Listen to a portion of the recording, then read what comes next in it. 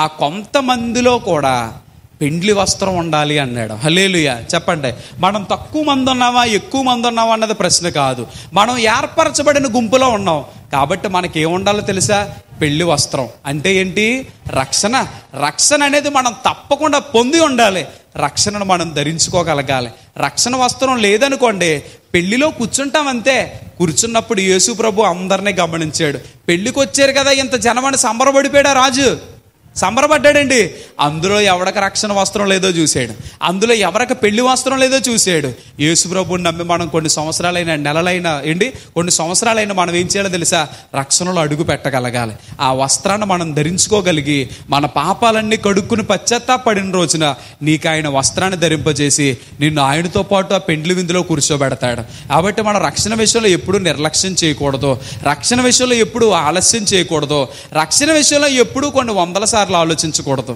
చెప్పండి, రక్షణ విషయంలో ఎప్పుడు 100 సార్లు ఆలోచించకూడదు. ఎందుకంటే చాలామంది అంటారు, అంటే కరెక్ట్గానే ఉంది కానీ రక్షణ తీసేసుకుంటానండి, అవి తినకూడదంటే అండి, అక్కడికి వెళ్ళి మనం ముట్టుకోకూడదనండి, అవి తినకూడదు కదండి అందుకని ఆగుతున్నానండి అంటారు. ఏ బీపీఏ షుగర్ వచ్చేసింది మీకు ఏమండి, డాక్టర్ ఇన్ని లిస్ట్ చెప్పి ఇవన్నీ తినకూడదు అంటాడు. అప్పుడు ఏం చేస్తారు? దానికి రక్షణ వరకు ఎందుకు? బీపీ షుగర్ వస్తే సరిపోదండి ఏంటి? ఒక్కొక్క చేసింది ఒక్కొక్క చేసింది అనుకోండి, 6 నెలల పాటు నీసు తినకూడదు, 6 నెలల పాటు పచ్చి ఉంటుంది. దానికి రక్షణ వరకు ఎందుకు? రక్షణ తీసుకుంటేనే మానేయాలంటే రూల్ లేదు. కుక్కర్ చేసినా మానేయాలి అవన్నీ, అవునా కదా? అందుకు దేవుడు చెప్తున్నాడు తినడానికి వీటి రక్షణకు అడ్లు పెట్టుకోకూడదు. మనం ఎప్పుడు దేవుడి యొక్క వాక్యం చెప్తుంది రక్షణ అనేది నీ జీవితానికి ఒక విలువైనది.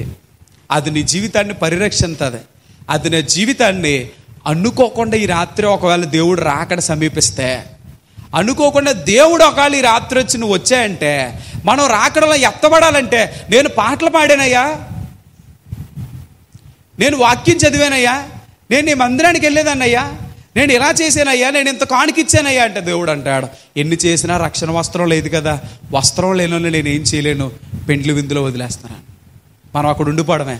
పెండ్లి విందుకు మాత్రం రక్షణ వస్త్రం ధరించబడిన వ్యక్తులు మాత్రం వెళ్తారు. నేను నా 14వ సంవత్సరంలో యేసు ప్రభువుని నా సొంత రక్షకుడిగా అంగీకరించాను. రక్షించబడిన నేటి వరకు ఆయన తన రెక్కల చాటు నన్ను భద్రపరుస్తున్నాడు. అవునండి, ఇది తినకూడదు అది తినకూడదు అని రూల్స్ ఏమీ లేవు కదా. అక్కడే తినాలని రూల్ ఏమైనా ఉందా? నీకు కావాలంటే ఇంటికి వచ్చుకుని వండుకుని తినచ్చు, లేదో మంచి రెస్టారెంట్కి వెళ్ళి వండుకుని తినండి. అదే తినాలని రూల్ ఏమైనా ఉంటే వాటి కోసం నీ రక్షణ ఆపుకుంటే మానండి. అవునండి, వాటి కోసం రక్షణ ఆపుకున్నామంటే ఇంకా మనం చేసిన భక్తి అంతా వ్యర్థమైపోయినట్టే. కేవలం కొన్ని శుభకార్యాల కోసం, సందర్భాల కోసం, అవునండి, కొంతమంది పెళ్ళిళ్ళ కోసం, పేరెంటాల కోసం ఆపేసుకుంటారు. అండ్ ఆ కాళ్ళు కడుక్కుని ఆ నీళ్ళు ఎత్తి మీద వేసుకోవాలి కదండి. ఆ నీళ్ళని ఎత్తి మీద ఎప్పుడైనా వేసుకుందరు కానీ అర్థమైందండి. మనం దేవుడి సన్నిధిలో నిలబడి చక్కగా ఎదిగితే ఆ నీళ్ళు ఏ రోజైనా ఎత్తి మీద వేస్తాం. అర్థమైందండి. మనం దేవుడి కొరకు నిలబడితే విసర్జించేసి మనం ఊరి దాటి వెళ్ళిపోం కదా. మన ప్రేమ ఎప్పుడు ఒకలాగే ఉంటుంది తెలుసండి. అంతగా ఒకవేళ అడ్డు చెప్తే నేను ఎప్పుడు ఇదే అంటాను. ఏమన్నా తెలుసా, మీరు ఎప్పుడు ఎందుకని ప్రసాదాలు తినరు, మీరు ఎప్పుడు ఎందుకని ఇలా చేయరు, అలా చేయరు, ఇలా చేయరు అని అంటే మనం కూడా ప్రశ్నిస్తే కొన్ని 100 ప్రశ్నలు వస్తాయి తెలుసండి. చనిపోయిన వాళ్ళ ఇంటికి మీరు ఎప్పుడైనా మంగళవారం వెళ్ళారా? నేను వెళ్తాను. మీరు బయట వాళ్ళు ఎప్పుడైనా ఆదివారం వెళ్తారా? నేను వెళ్తాను. అవునండి, ఇంకా చాలా విషయాలు మాట్లాడుకోవాల్సి వస్తే ఎవరైనా ఇబ్బందులు అంటే పరామర్శిస్తారా? తొందరగా చేయరు. ఎందుకంటే వాళ్ళకి ఆ ప్రేమ తెలియదు కాబట్టి. నేను చూపిస్తాను. ఇంకా కొన్ని విషయాల కోసం మాట్లాడుకోవాల్సి వస్తే చాలా విషయాలు ఉంటాయి. వాళ్ళు చేయనివి మనం చేసేవి చాలా ఉంటాయి. కేవలం రక్షణకి మనుషుల్ని, పరిస్థితుల్ని, వీటిని మాత్రం అడ్డు పెట్టుకోకండి.